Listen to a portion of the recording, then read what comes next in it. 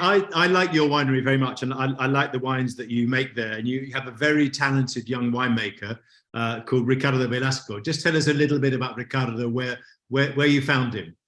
Ricardo, it's a great guy. I found it in Bordeaux. He's from Spain, from Valencia area.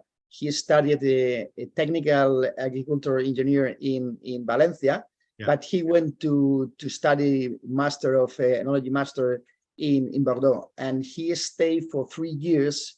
He used to work with Michel Roland. Yeah. And it was a challenge to me because I contracted him when he was only 26 years old. Yeah. And it has been he's only 32 or 3 now, isn't he? I think. Now he's 35. Yeah. Okay, so it's very, very young, but he's in love with our vineyard, in love with the product that we're building, in love with Valtravieso wines. I think he's one of the best young winemakers in Ribera del Duero. He's very enthusiastic, and he's trying lots of different things, isn't he? I mean, yeah. He loves to taste, and every time he's tasting, and we are doing a lot of things around Spain because he's in love with not keep quiet, just move and try a lot of things. Yeah, really. So tell us about your vineyard, because you're in Piñel de Arriba, so you're in Valladolid, and the people watching may know this, that there are basically 4 sub-regions, but 3 important ones in Ribera del Duero, and you guys are in Valladolid, and people usually say, well, Valladolid is the hottest bit of Ribera because it's the lowest, it's closest to the river, particularly if you're in what's known as the Golden Mile. That's the area where Vega Sicilia is based, and where Pingus certainly has its winery, but not its vineyards. And yet you guys are very cool, and you're high up. So tell us a little bit about where you are and when these vineyards were planted.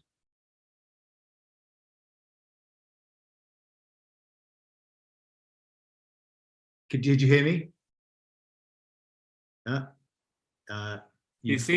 Pablo seems to have frozen. Tim, should we maybe move on to Pablo's frozen? I'll tell you a little bit about it. He's back on. He's back on. Oh, he's back on. Pablo, did you hear me?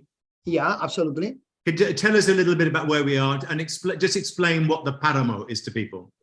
Okay, the moorland, the Paramo, it's a plateau that we are located. It's at 950 meters, and the main thing is that we have a very special limestone soil. You know, the main soil in Ribera del Duero is clay, and basically our soil is limestones. It's absolutely clear to see the gravels on the top of the soil, and the combination about the altitude and the gravels that we have about these limestones is going to give us a very high acidity, very, very low pH.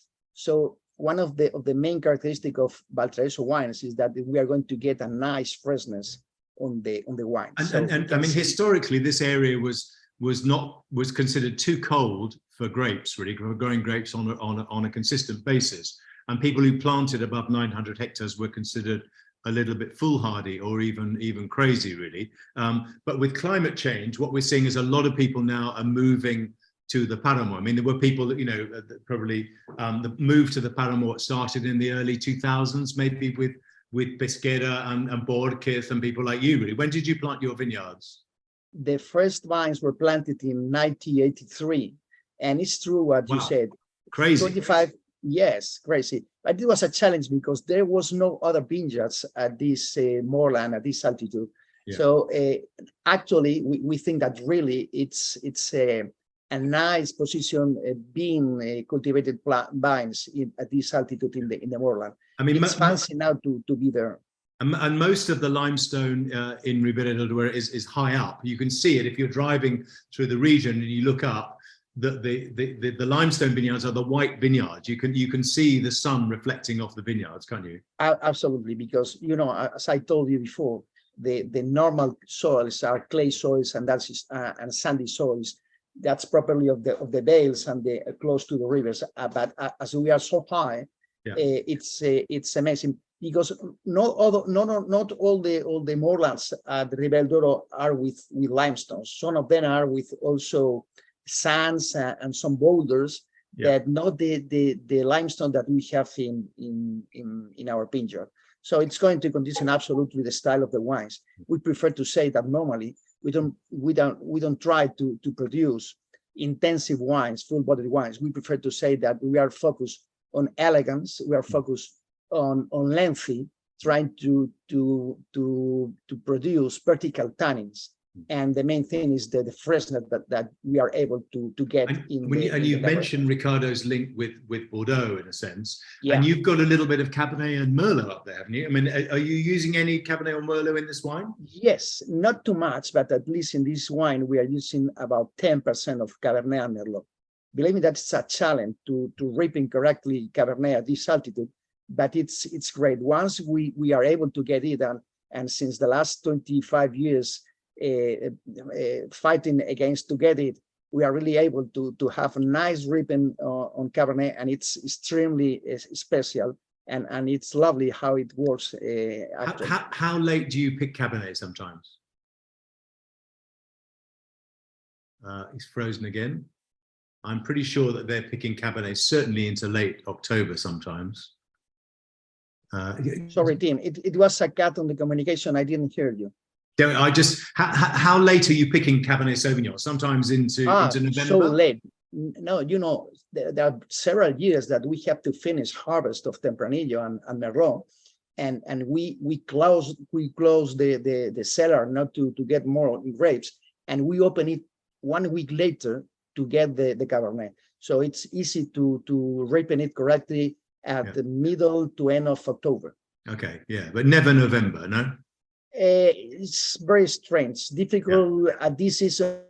Haven't got it. It's difficult because probably it's getting rainy season, and it's much more difficult. Normally, it's going to get it earlier. And we're going to taste 3 vintages from Ribera, different ones. Yours is a 19. 19 is a very good vintage, isn't it? Just tell us a little bit more about the vintage. Okay, vintage 19 was a nice one, a little bit more concentrated than 18, because it was drier than 18. It was about 260 liters only. So also we have two hot waves during summer, and the crop was not so high. Maybe we had about 15 to 20% less than the previous year.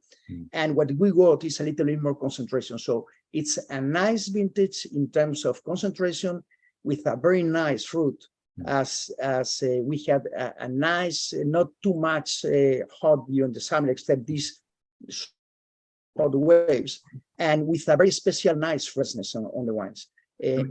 Ribera is also, even though it's not near the Atlantic or the Mediterranean, sometimes people talk about Atlantic vintages and Mediterranean vintages, and 19 would be more Mediterranean than Atlantic. 14, 16, 18 would be more Atlantic, yeah? It has much Atlantic influence than continental.